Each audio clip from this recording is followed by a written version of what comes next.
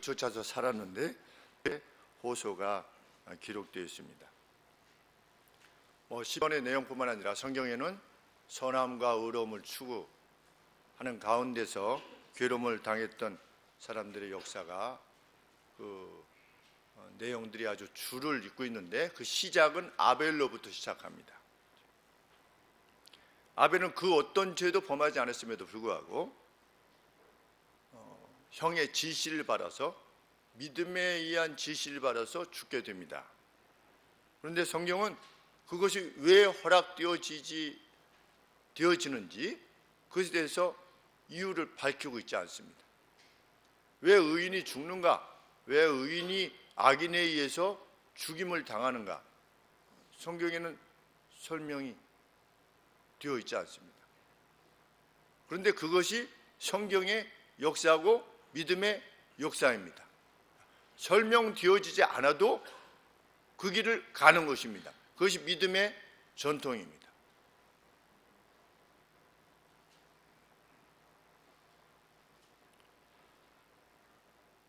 그것이 아마도 우리들이 오늘 우리 시대를 살아가면서 그래도 하나님의 뜻 아래서 행하려 하고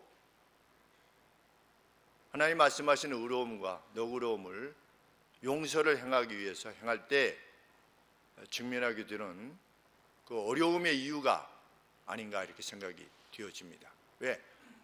그것이 의인의 전통이기 때문에.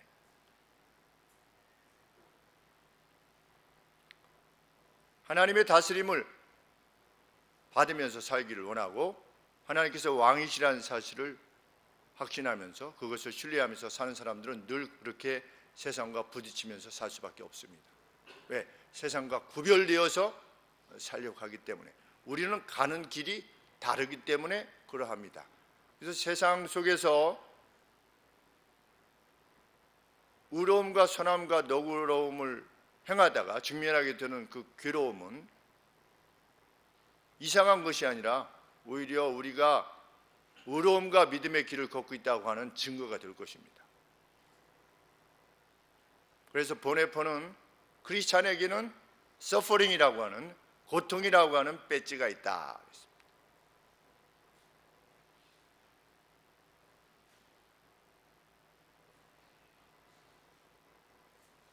우리는 우리 자신들이 우리의 가슴에, 영혼의 가슴에 그러한 배지를 달고 있는지, 또 달고 있다면 그것은 우리가 기뻐해야 될 일이 될 것입니다. 예수님은 그렇게 말씀하셨죠. 하늘의 상이 크기 때문이다. 우리가 슬픔이 많을수록 우리는 크게 기뻐하라는 예수님의 말씀을 기억합니다. 그래서 찌질되지 않고 큰 인물이 되기를 원하는 것입니다. 믿음 안에서. 녹초가 돼도 그러합니다. 다윗은 이미 어려서부터 사자와 곰을 상대해서 이겼습니다. 그리고 골리앗을 넘어뜨렸습니다. 그런데 그런 다윗이 위기에 직면하게 됐습니다. 왜 다윗이 위기에 직면하게 되었는가에 대해서 성경은 한마디 설명도 해주지 않고 있습니다. 하나님께서는 이렇게 하셨기 때문에 이런 의도로 다윗을 이러한 재난 가운데 붙이셨다 라고 하는 하나님의 의도에 대해서 결코 설명하지 않습니다. 다윗은 설명받지 않은 채 의의 고난과 그 괴로움을 감당해낸 것입니다.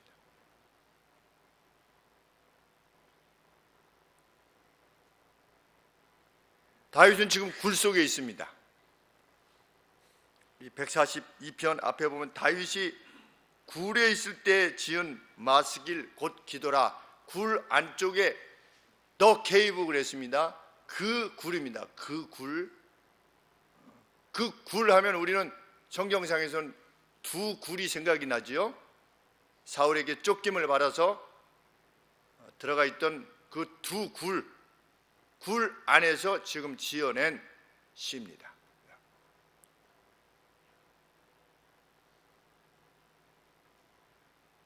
우리 믿음의 선진이 생명의 몰수를 앞에 두는 어떤 죽음의 그림자가 자기에게 비추게 되는 그러한 상황 속에서 지어낸 노래요, 기도요, 시입니다. 다윗이 이 속에 들어가서 절망 가운데서 이러한 기도를 드려야만 했던 이유는 다윗이 하나님의 이름을 멸시했던 골리앗을 무너뜨린 결과입니다. 사울은 골리앗을 쳐서 무너뜨린 자신을 기뻐하기보다 오히려 자신을 시기하여서 이후로 약 10년 동안 다윗을 죽이려고 힘을 다합니다. 다윗이 재난에 직면한 것은 의를 위해서 나섰기 때문입니다. 형들처럼 의를 위해서 나서지 않으면 됐는데 의를 위해서 나선 겁니다. 나서다가 이렇게 된 겁니다. 사자굴 속에 들어갔던 다니엘,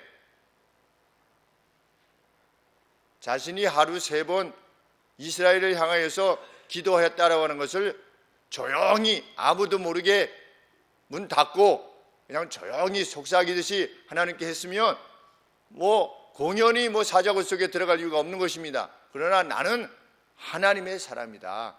나는 잡혀왔으나 하나님께서 나를 이스라엘의 죄악으로 말미암아 보내신 것일 뿐 여전히 창조를 다스리시는 분은 하나님이시다 라고 하는 것을 드러낸 것이죠. 자기의 신앙을. 그러나 밖에서 보는 사람들은 왜 공연한 괴로움을 당하느냐 그렇게 하는 것이죠.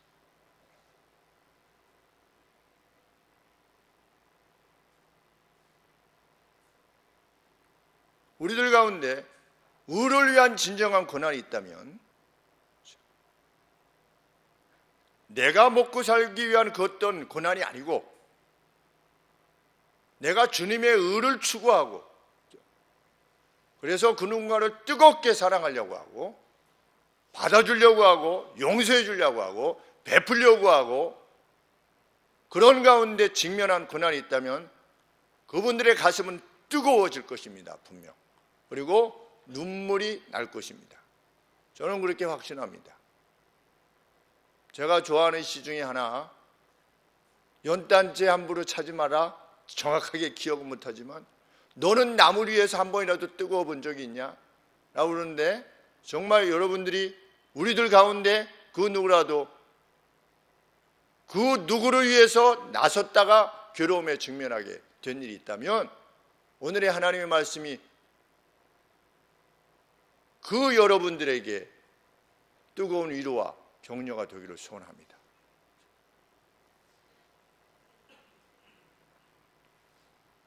굴 속에 사울이 들어왔을 때 우리는 그 안쪽에 다윗이 무엇을 하고 있는지 알 수 없었지만 이 시편을 통해서 우리는 다윗이 무엇을 하고 있었는가를 알게 됩니다. 그는 기도하고 있었다. 하나님 앞에 간절히 호소하고 있었다. 5절 말씀해 보시면 주는 산자의 땅에서 나의 분기심이다 이런 표현을 씁니다. 산자의 땅에서 나의 분기심이다. 이건 무슨 뜻이냐? 내 생명이 이제 끝장 나게 되었습니다. 하나님께 이렇게 호소하는 겁니다. 산자의 땅에서 나는 이제 곧 어디로 갈 것이다? 이제 죽은 자의 땅 세월로 내려가게 되었습니다. 그러나 살아있는 동안 산자의 땅에서 나의 유일한 분깃은 여호와 당신이십니다. 달리 말하면 당신이 나를 살려주시지 않으면 나는 이제 끝입니다 라고 하는 고백이죠. 죽음의 그림자가 다가옴을 느낀 것입니다. 그래서 7절에 보시면 그러한 자신의 영혼의 상태를 감옥의 상태라 이렇게 불렀습니다. 내 영혼을 옥에서 이끌어내소서. 한 평짜리 감옥에 갇힌 것 같은, 이제 도저히 빠져나갈 수 없는 옥에 갇힌 것 같은 그러한 상태가 오늘 시편의 정황입니다. 그때 다윗은 무엇을 했다? 1절 말씀에 내가 여호와께 나의 목소리로 크게 외쳤다. I cry aloud 그랬습니다. 나는 크게 외쳤다. 나는 나의 음성으로 여호와께 간청을 만들었다. 간청하였다.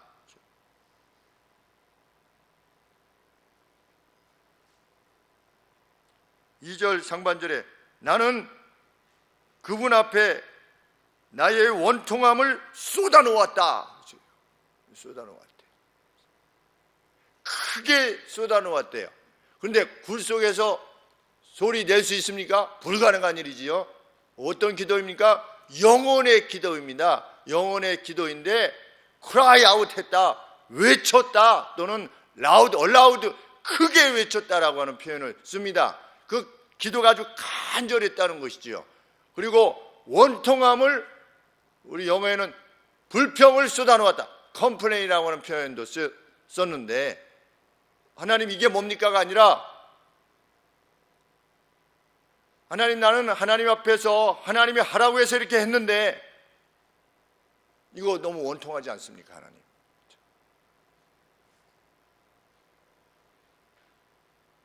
그 원통은 어떤 원망의 원통은 아닌 것이지요.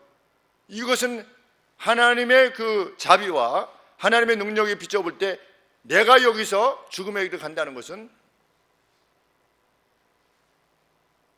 하나님의 능력과 자비에 비춰보면 이것은 아니지 않습니까? 라고 하는 것입니다. 그렇게 외쳤다는 것이죠. 저는 우리는 의를 위한 그러한 외침, 그럼 마지막 절망에 이거 끝장나는 상황에서조차도 하나님과의 관계 속에서 하나님이 저를 도우셔야 됩니다 라고 하는 그런 외침이 있기를 원하는 것입니다. 그것이 있기 전에 무엇이 있는 겁니까? 쫓김이 있어야 되는 것이죠. 그 쫓김을 가능하게 했던 것은 무엇입니까? 나서는 겁니다. 의를 위해서 나서는 겁니다. 저 원수가 하나님의 이름을 멸시하고 이렇게 며칠씩 이스라엘 백성들을 능욕하고 있는데 왜 하나님의 백성들은 나서지 않는가? 형들이 너 오만하다, 너는 집에서부터 오만하다 했었다 라고 하는 그 비난을 해도 그걸 멈추지 않는 거죠.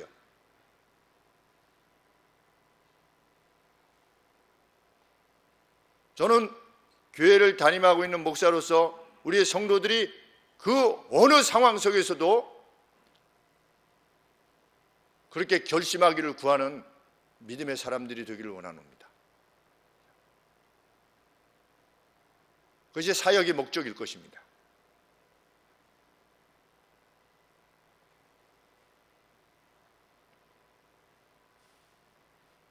다윗이 위기 가운데 좌절하지 않고 하나님께 호소할 수 있었던 것은 하나님의 도우심에 대한 이전 기억 때문입니다.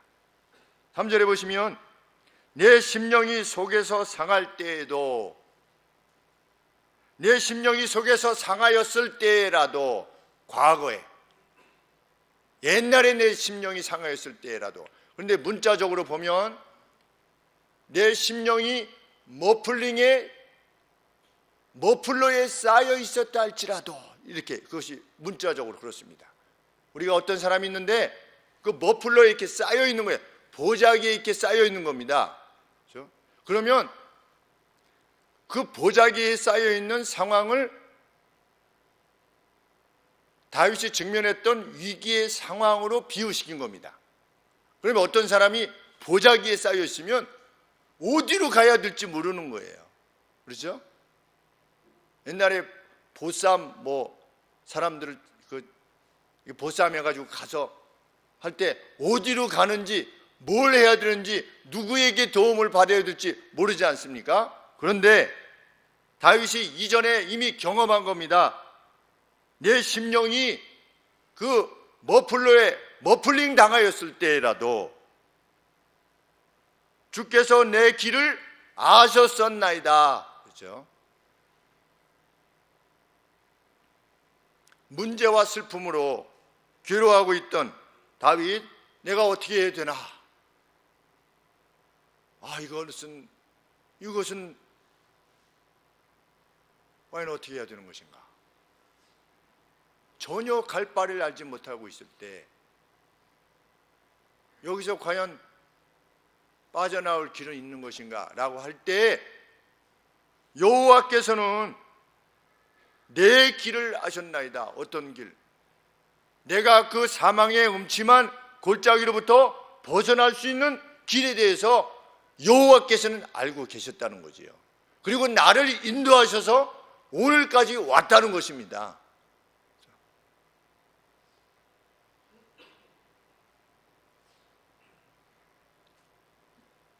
그 위기로부터, 의를 행하다가 당하는 위기로부터 벗어나는 길이 결코 하나님 앞에서는 감춰질 수 없다.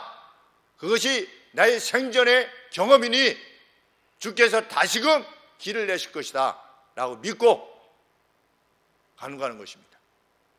그래서 과거의 경험은 오늘 우리로부터 그 위기를 견디게 하는데 더할 수 없는 힘이 되는 것입니다. 그래서 과거의 결단들이 그렇게 우리에게 소중한 것이고 오늘의 결단들이 또 소중한 것입니다. 왜? 우리는 다시 경험할 것이니까. 보자기에 쌓인 것 같은 상황 가운데서도 그 길을 열어내시는 하나님의 능력이 무엇인가를 다시 한번 확인하게 될 것이니까. 그것은 의를 추구하는 자만이 경험할 수 있는 체험인 것입니다. 나는 살아오면서 한 번도 그런 경험을 한 적이 없다. 그런 결단을 내려본 적이 없기 때문입니다. 누구를 위해서 내 희생을, 나의 헌신을, 그것이 위기에 직면할 수도 있는 헌신일 때 하나님께서 허락하시는 겁니다. 마지막 남은 밀가루, 마지막 나오는 기름, 그것을 내게 먼저 달라라고 했을 때, 하나님의 이름으로 달라고 했을 때 주었던 과부만이 체험할 수 있는 것이죠. 이스라엘 사람들 가운데 문둥병 걸린 사람들이 많았으나 아람의 나아만 장군이 와가지고 시스라 했더니 내가 있는 그 건물이 더 깨끗이 않아서 여기 온 줄 아느냐 라고 했다가 그거 어떻게 한 겁니까? 물속에 들어가서 나음을 받은 겁니다. 큰 장군이 일개 하나님의 사람, 일개 목사 아니면 전도사 누구의 말을 따라서 오늘로 말하면 어디 국방장관이지요. 뭐 미국 국방장관 아니면 일본 국방장관이 와서 누구한테 왔는데 어느 교회에 가령 예를 들면 하나님의 그 어떤 지도자입니다. 지도자가 이렇게 하시는 것이 합당합니다 라고 했을 때 자기의 머리를 조아리는 거, 무릎을 꿇는 것입니다. 그것을 그런 결단을 내렸을 때 하나님의 말씀에 따라 행하고자 하는 결단을 내렸을 때 그는 체험합니다. 하나님의 살아계심을, 이적적 역사를 체험하지요. 우리 눈 아프신 목사님, 김무성 목사님, 누군가 그렇게 괴롭혀서 하나님 앞에 그를 위해서 간절히 기도한 겁니다. 그냥 미워하면 됩니다. 그렇죠? 누가 나를 괴롭혀요? 그냥 미워하고 아니면 손을 그냥 끊어버리면 됩니다. 그 관계를 끊어버리든지. 그러나 그렇게 하지 않고 하나님 앞에 간절히 간구하는 겁니다. 하나님, 저는 어떻게 해야 됩니까? 어떻게 해야 됩니까? 그렇죠? 오랜 기도 끝에 하나님께서 어느 날 자신에게도 말씀해 주셨대요. 내가 그도 사랑한다. 우리 일상을 살면서 그런 어떤 하나님의 직접적인 역사를 한번 체험해 보여야 되지 않겠습니까? 그래도 신앙생활을 70년, 80년 해가는데 하나님이 참으로 살아계신가 말이죠. 이적적 역사를. 하나님은 과거의 하나님이시기만 한가? 과거 홍해를 가르신 것이 과거 때문인가? 오늘 하나님은 역사하시는 하나님 아니시겠습니까? 왜?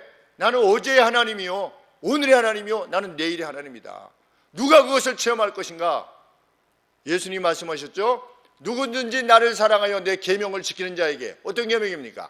사랑을 위해서 헌신하는 그 계명을 지키는 자에게 나를 나타내 보일 것이다. 직접적으로 나타내 주시겠다는 것이지요.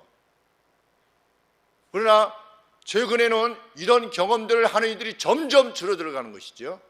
내가 진짜 하나님이 이런 역사 가운데 내가 직면했던 그러한 의로 말미암은 기록 가운데 하나님이 이렇게 나를 구해내셨다라고 하는 그러한 간증들이 점점 줄어드는 이유가 무엇인가?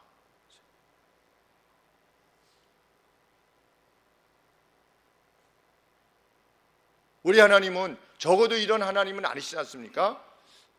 무엇을 이렇게 했는데, 기도했는데 안 들어주시니까 그냥 하나님께서 다 섭리가 있으시겠지. 안 되면 섭리예요. 여러분 어떻습니까? 기도하시는데 뭘 기도하다가 뭐가 안 돼요. 그러면 하나님의 특별한 섭리가 있으시겠지. 하나님은 그렇게 응답하시지 않습니다. 우리 성경상에 보면 고쳐주시옵소서 40일 동안 금식기도를 3번이나 하신 사도 바울에게 하나님은 안 되는 이유를 가르쳐 주시는 거죠. 내 은혜가 내게 족하다 말이죠. 내게 충분하다. 바울이 거기서 그친 겁니다.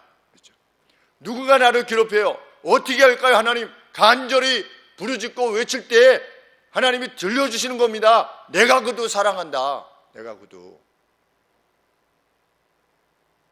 적어도 안 되는 이유에 대해서도 주님으로부터 말씀을 드려야 되잖아요. 그렇죠? 들 때만 하나님이 응답하신 겁니까? 아니지 않습니까?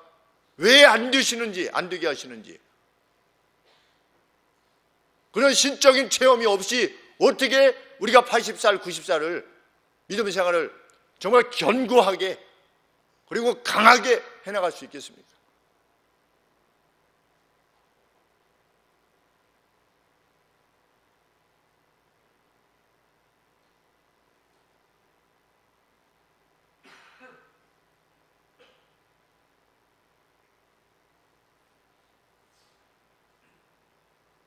삼절 말씀 하반절에 보시면 나의 행하는 길에 저희가 나를 잡으려고 올무를 숨겼나이다. 덫을 숨겼나이다. 그러니까 다윗의 경우는 이중적으로 위험한 것이었습니다. 왜? 위험에 대해서 알지 못했어요. 위험에서부터 벗어날 수 있는 능력도 없었을 뿐더러 그 위험이 덫이 놓여져 있다는 사실을 알지 못했습니다. 그래서 3절 하반절에 나의 행하는 길에 저희가 나를 잡으려고 올무를 숨겼었나이다. 우리 사무엘상 18장 21절에 보시면 사울이 자신의 딸 미갈을 다윗에게 주었습니다. 그래서 올무를 만들려고 했습니다. 우리 사무엘상 18장 21절 보시면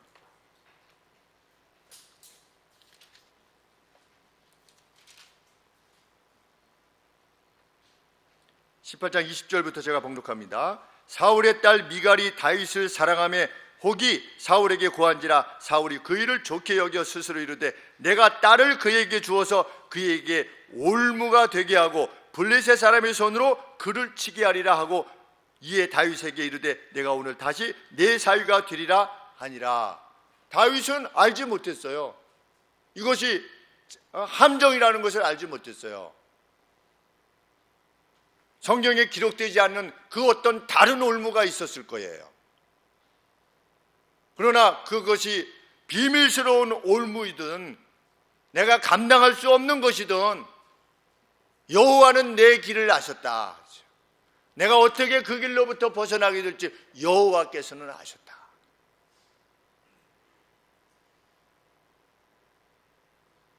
그것이 결코 위험이 되지 못하게 하셨다. 갈 바를 알지 못해도 굴속의 위기 속에서도 다시금 하나님이 손을 펼치실 것이라는 것을 확신한 겁니다. 그 믿음의 외침입니다. 오늘 우리들이 외치는 외침인 줄 압니다.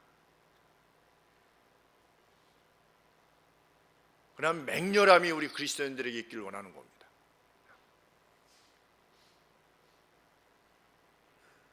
다윗은 이렇게 하나님 앞에 호소합니다. 4절에 내 우편을 살펴보소서. 보통 돕는 사람이 우편에 있지 않습니까? 아무도 나를 인식하는 자도 없고, 내가 굴 속에서 이런 괴로움을 당하고 있다는 사실을 인식하는 자도 없고, 피난할 수도 도망할 수도 없고, 내 영혼에 대해서 관심하는 자도 없나이다. 무언 고립의 상태입니다, 하나님. 그러나 전지하시고 전능하신 하나님이 나를 구원해낼 것을 나는 믿습니다. 또한 6절에 보시면,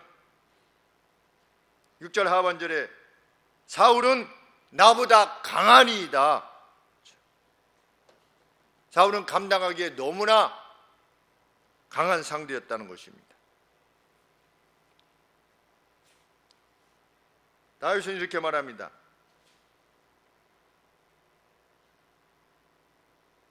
(6절) 말씀 하반절에 나의 부르짖음을 들으소서, 상반절에 나는 심히 비천하나이다 이렇게 되어 있는데, I am brought very low 이렇게 되어 있습니다. 나는 이끌려져서 지금 어떻게 된 겁니까? 아주 아래로 내려가서 지금 뭐라는 겁니까? 침몰, 익사 직전이라는 겁니다. 익사. 하나님, 나 익사하고 있습니다.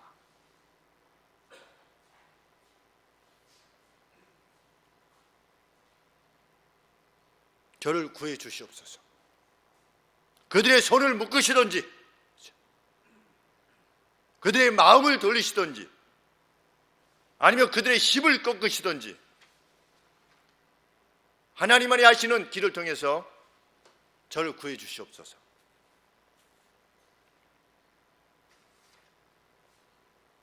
의인의 부르짖음은 늘 고상한 가운데서만 외쳐지지 않습니다. 다윗은 때로 수염에 미친 척을 해서 도망가야만 했습니다. 원수의 지역에 갔을 때 의인 다윗은 살아나야만 했기 때문에 수염에다가 고의적으로 침을 흘려서 마치 미친 것처럼 자신이, 그리고 성문벽에 자기의 몸을 비비적거리면서, 그 장면을 생각해 보시면 얼마나 그의 마음이 처절하게 좌절과 고통 가운데 있었을 것인가. 눈에 보이는 현실이 있어서 늘 다니엘의 경우처럼 격조 있는 외침은 아닌 것입니다.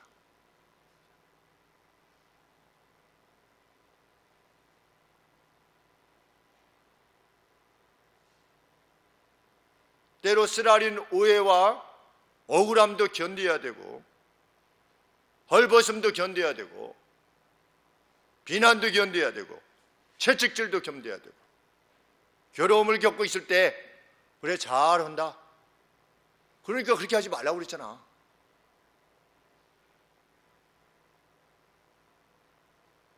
우리는 그런 이야기를 들을 수 있죠.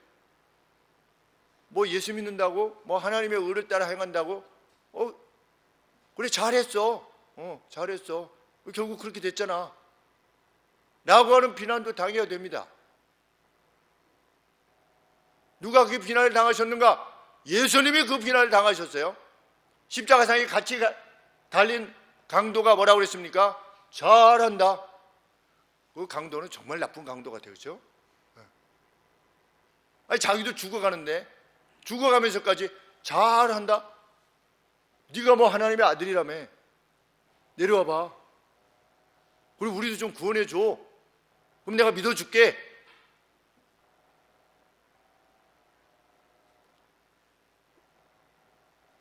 의로움과 진실함과 너그러움으로 살기 위해서는 우리가 그것을 각오하는 겁니다. 그렇죠?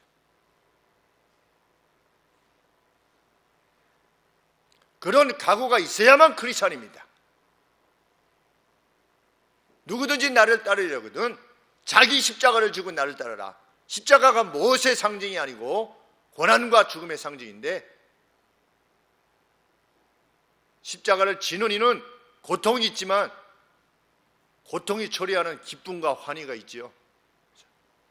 그 환희는 무엇으로부터 말미암는 겁니까? 하늘의 상으로 말미암는 것입니다. 그 환희입니다. 하늘의 상이 크기 때문이다. 기뻐하고 즐거워하라. 그래서 마케도니아 성도들은 힘에 지나도록, 그들도 극도의 가난 가운데 있었으나 힘에 지나도록 이스라엘 성도들을 위해서 헌금한 것입니다. 우리들 가운데 그런 이들이 있을 것입니다.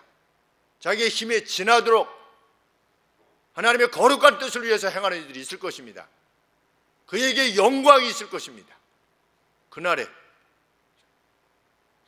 그것이 믿음의 길입니다.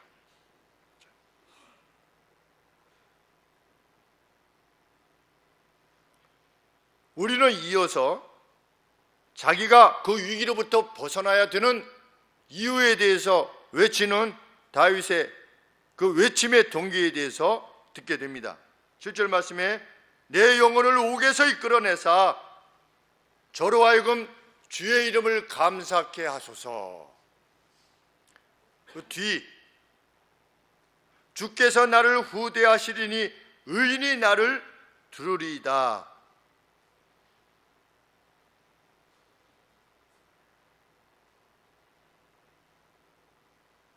내 영혼을 감옥으로부터 이끌어내사 so that 주의 이름을 감사케 하소서. 달리 말하면 의인들이 주께서 저를 풍성히 대하시기까지 기다릴 것이기 때문입니다. 이게 무슨 뜻입니까? 다시 말씀드립니다. 의인들이 다윗의 주변에 그 동일한 성격의 고통을 당하는 의인들이 있었겠지요. 그렇죠? 그 의인들이 주께서 저를 풍성히 대하시기까지 기다리고 있을 것이기 때문입니다.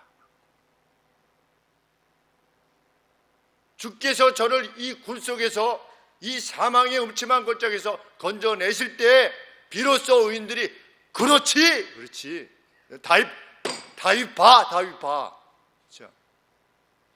하나님이 의인 다윗을 건져내셨지라고 할 때까지 지금 기다리고 있다는 거지요. 그러니 하나님 저를 건져주셔야만 됩니다.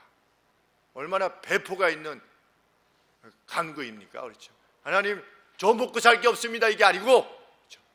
하나님이 저를 구해내셔야만 그렇죠? 같은 고난의 직면에 있는 의인들이 용기를 낼 것입니다. 과연 할렐루야 하나님께 찬양과 영광을 함께 돌릴 것입니다. 그런 소원이 있는 사람이 크리스찬 아니겠습니까? 오늘 때에 그렇죠? 그저 어제가 오늘 같고 오늘이 내일 같은 그런 삶이 아니라 그렇죠?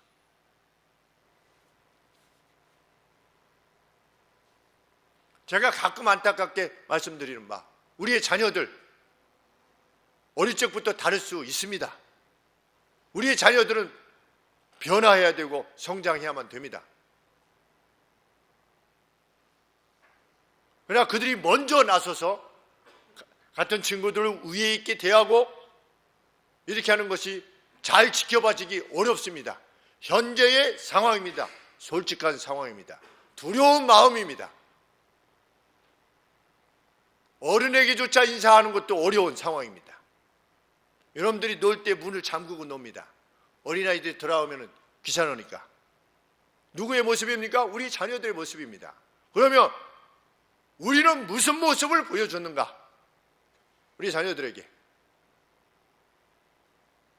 어떻게 헌신하는 모습을 보여줬는가? 남을 위해서 아버지 엄마의 희생 먹다 남은 것으로 말고 그렇죠? 먹다 남은 것으로 말고 하나님의 나라를 위해서 쓰고 남은 것으로 말고 내 것을 떼어서 가장 소중한 것을 떼어서 나눠주고자 하는 엄마 아빠의 모습은 과연 무엇인가? 우리 아이들이 목격했던 바는 과연 무엇인가? 그리고 엄마 아빠가 그런 의로움을 위해서 직면하게 되는 그 괴로움이나 아니면 누구를 용서하기 위한 사랑하기 위한 그 뜨거움으로 흘리는 눈물, 그 호소, 무릎을 꿇고 있는 그 호소, 그것을 과연 우리 자녀들은 보았는가?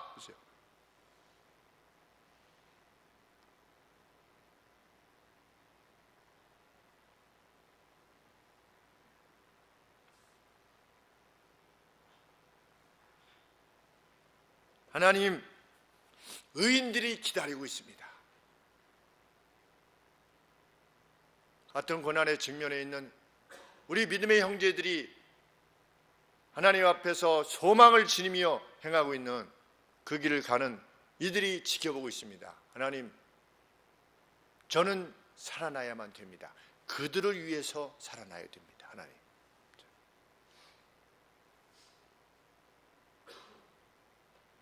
저희 의사 형인 진희 형이, 김진 형이 본인은 철학과 가고 싶었지만 주의를 지켜도 하나님은 가장 좋은 곳으로 보내실 수 있다라고 하는 것을 후배들에게, 왜 그 이전까지는 별로 좀 안 좋았어요. 이 대학교 진학하는 이런 것들이. 그래서 하나님을 믿는 사람이 주일날 하루 종일 하나님을 섬기면서 아침에 일찍 와서 하루 종일 교회에 있으면서 저녁 예배 마치고 중고등부 성가대까지 쓰고 9시, 10시에 집에 가면서도 얼마든지 이 땅에서 가장 어려운 학과를 갈 수 있다라고 하는 것을 보여주기 위해서 서울대 의대를 선택한 겁니다. 본인은 철학과를 가고 싶었는데. 그래서 첫 번째 안 되고 두 번째 시험 볼 때 그 수학 시험을 보는데 문제가 어려워서 30분이 지났는데 5문제를 하나도 못 풀었을 때 형이 이걸 놓고, 연필을 놓고 하나님 앞에 기도한 거죠. 하나님, 저는 목적 자체가 이겁니다. 제가 잘 먹고 잘 살기 위해서 의사가 되는 것이 아니고, 지금도 가난해요. 지금도 가보면 없어요. 집에 아무것도. 하나님을 위해서 자기 생일을 바치겠느라고 싱글로 살면서 집에 가면 아무것도 없습니다. 누가 밥 해준 사람도 없고, 아침 선식 먹고 점심은 나가 사 먹고 저녁 굶는지 선식을 먹는지 잘 모르겠지만 여간에 그렇게 살고 있어요. 그런데 서울대 의대를 간 목적 자체가 뭐냐? 내가 모르겠어요. 다른 의도가 더 있었는지는 모르겠지만 저는 그렇게 들었습니다. 형한테. 내가 보여주고 싶다. 그래서 그 의지를 가지고 가는, 주의를 지키기 위해서 의지를 가지고 가는 그런 사람들에게 하나님이 진짜로 살아계셔서 오늘도 역사한다는 것을 보여주고 싶다. 그래서 기도하고 다시 시험 문제 봐서 나머지 20분 동안 2문제 반을 풀었는데, 그때는 서울대 본고사 이렇게 풀이를 해줬죠, 그렇죠? TV에서 뭐 수학 문제는 이렇게 강사들이 나와서 했는데 자기가 봤을 때 자기처럼 풀어주는 강사가 한 명도 없었대요. 자기는 1번을 5분 만에 풀었는데 1번과 관계도 2번 풀고 3번 반절 풀었는데 이게 종이 울려서 냈는데 그 해에 수학 합격 평균 점수가 1개 반 맞춰서 들어왔답니다. 그러니까 수학 때문에 떨어질 뻔했는데 수학 때문에 붙은 겁니다. 체험이지요. 집안에서 공유되는 체험입니다. 집안에서 공유되는 체험이기 때문에 딴짓을 못하는 겁니다. 그렇죠? 하나님 옆에서 딴 데 마음을 돌릴 수가 없는 거죠. 왜? 형제들, 부모님, 믿음의 교회에서 체험되어지는 그 체험들을 볼 때 하나님 옆에 함부로 할 수 없고, 무서워서가 아니라 그 하나님을 의지하고 나아가는 겁니다. 그냥 결단을 하고 나아가는 거죠. 하나님이 내 길을 아시나이다. 이번에도 내 길을 아실 것을 믿습니다. 하나님, 추구해라. 그러면 이 모든 것을 너희에게 더하실 것이다. 노후 걱정하지 말아라. 그렇죠? 노후 걱정 때문에 네가 오늘 남을 도울 수 있는 걸 멈추지 말라 말이죠. 그렇죠? 그러면 노후 걱정 안 해서 다 되었기 때문에 남 돕는 사람 봤습니까? 저는 거의 못 봐요. 하나님의 나라의 선한 것을 위해서 자기의 이제는 먹고 살아서 충분히 뭐냐 하루 3끼 먹고 살 수 있는데도 불구하고 충분해졌기 때문에 그 뒤로 남은 여력으로 남을 도우는 사람, 저는 생애 살아오면서 거의 못 본 것 같습니다. 남을 위해서 희생한 사람은 늘 없는 사람이었어요. 자기 것으로 하는 거지요. 그것이 미래의 위험을 초래해도. 그러나 몇 안 되는 것입니다. 세상에. 우리 성경에도 보면 몇 안 되지 않습니까? 우리가 기억하는 믿음의 사람 몇 있습니까? 여기 성경에 여러분들이 기억하는, 그렇죠? 이스라엘 역사, 아브라함 때부터 예수님 때까지 2100년의 역사 가운데 우리 마음에 기억할 수 있는 의인이 몇이 있습니까? 그만큼 희귀한 것이죠. 그래서 그들이 누구입니까? 남은 자들입니다. 남은 자들. 이 시대에도 하나님은 남은 자들을 찾는 것입니다. 이스라엘에 7,000명을 남겨두시겠다고 했습니다. 다 이스라엘 사람들이 하나님의 사람이었습니다. 북이스라엘 사람들이. 그러면 아무리 최소로 잡아도 몇백만 명이겠죠. 몇백만 명 중에 몇백만 크리스찬 중에 올로로 치면 몇백만 중에 7,000명밖에 없는 것입니다. 남은 자들이. 그렇죠? 우리는 누가 될 것인가? 그렇죠? 이렇게 호소를 해도 그렇죠.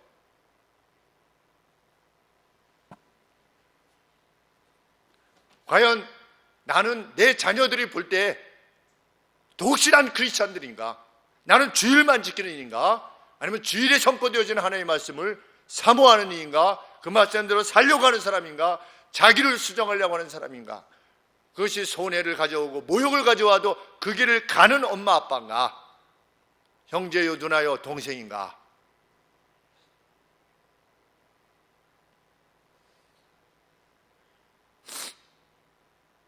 과연 하나님께서는 사울로 하여금 잠들게 하셨습니다. 놀랍지 않습니까?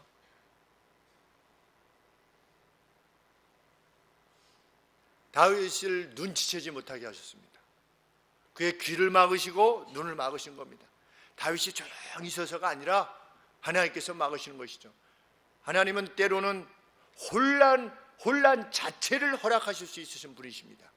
우리 기드온이 갔을 때 300명에 갔을 때 자기들 가운데 두려움을 주셔서 그렇죠? 두려움이라고 하는 어떤 실체, 두려움을 어떻게 눈으로 볼 수 있습니까? 근데 하나님이 두려움, 혼란 이런 것들을 행하실 수 있는 겁니다. 우리 엘리사 선지자가 자기를 둘러싸고 있는 이 군대들 보고 그 사환이 우리 이제 다 죽었습니다 했을 때 눈을 열어 보기가 없어서 그랬더니 보지 않았습니까? 보게도 하시고 이 군대들로 하여금 어떻게 했습니까? 눈을 헛갈리게도 하신 겁니다. 소경이 된 게 아니고 눈이 멀어진 게 아니라 다른 걸 보게 한 겁니다. 이 길이 자기들이 가야 될 길로 알고 들어온 겁니다. 성 안으로 들어온 거예요. 그렇죠? 하나님은 능히 그렇게 하시는 겁니다. 다윗이 그 안에 있을 때 하나님께서 사울로 알지 못하게 하시는 겁니다. 눈앞에 보여도 보지 못하게 하실 수도 있는 겁니다. 그것이 우리 하나님의 전능입니다. 우리는 그것을 믿는 겁니다. 우리는 죽었다가 다시 사는 것도 믿지 않습니까? 다시 사는 것과 우리가 영원히 사는 것을 믿습니다. 그러면 믿지 못할 게 뭐가 있겠습니까? 하나님 앞에서 우리가 하나님의 뜻대로 살려고 하는데 우리가 믿지 못할 게 뭐가 있겠습니까? 만일 아벨처럼 불러가신다면 최대의 영광이 있을 것입니다. 순교자들에게 우리 요한계시록에 보면 천년간의 첫째 부활에 동참하는 그렇죠. 할 것이다. 그래서 주와 함께 다스릴 것이다. 우리 주님께서 사도 요한에게 밝히시지 않았습니까? 천국은 뭐 다 똑같은 천국이지 뭐. 성경은 결코 그렇게 말하고 있지 않습니다. 첫째 부활에 동참하는 우리들이 되길 소원하는 것입니다. 그 희생과 헌신으로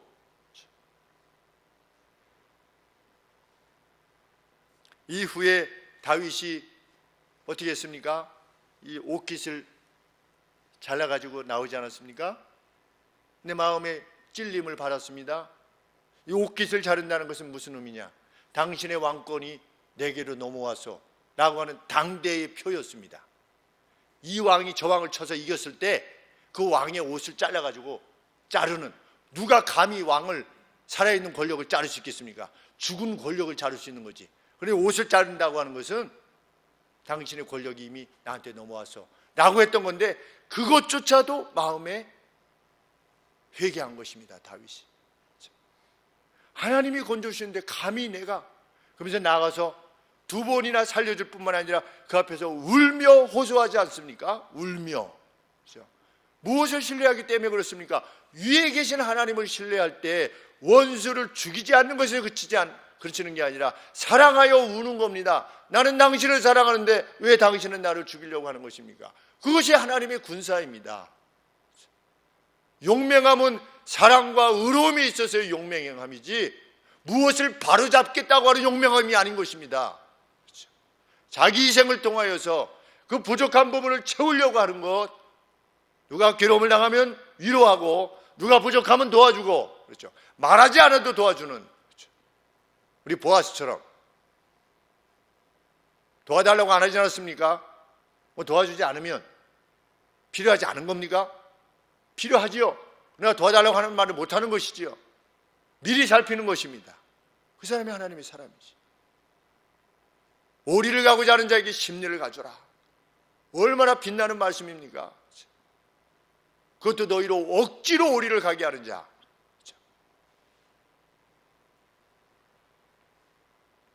내 영혼아, 내가 어찌하여 낭망하며 어찌하여 내 속에서 불안해하는고?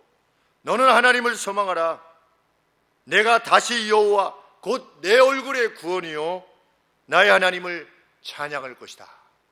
우리 시편 43편 5절의 말씀 그대로입니다. 하나님의 능력과 권세가 우리가 직면하는 의로 말미암는 그 손해와 심지어 늘 손해를 당한다는 것이 아니라 심지어 손해를 당하고 잊혀짐을 당하고 괴로움을 당해도 그 가운데서 건져내시는 하나님의 능력을 내 자신이 감사할 뿐만 아니라 지켜보는 우리 교회 성도들 모두, 심지어는 믿지 않는 우리 친족들, 친구들까지도 야, 하나님이 과연 너에게 이렇게 풍성히 베푸셨구나 라고 하는, 너희 하나님은 참으로 살아계신 하나님이구나 라고 하는 그 고백이 나올 것 같은 그 뜨거운 마음들이 우리 안에 있으시다면, 이 말씀으로 견디고 계시느라면 이 말씀으로 큰 위로와 격려를 받게 되시기를 소원합니다. 기도하겠습니다.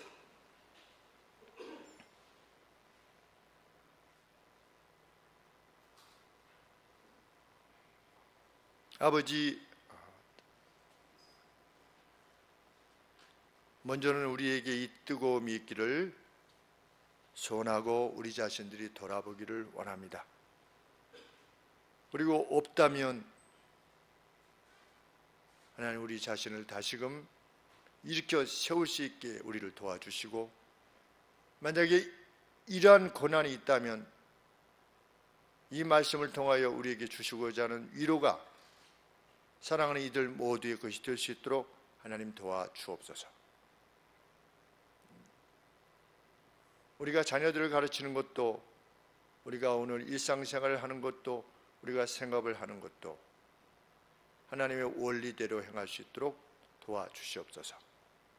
그리고 무엇보다도 교회 생활을 할 때 하나님 뜨겁게 행하게 하여 주옵소서. 목이라도 바칠 심정으로 행하게 하여 주옵소서. 우리는 위에 계신 분이 세상에 다시 오실 것이고 우리를 판단하실 것이고 우리를 그 길로, 그 생명감과 넘치는 것으로, 다시는 눈물과 슬픔이 없는 것으로 우리를 인도하실 것을 확신하는 사람들입니다.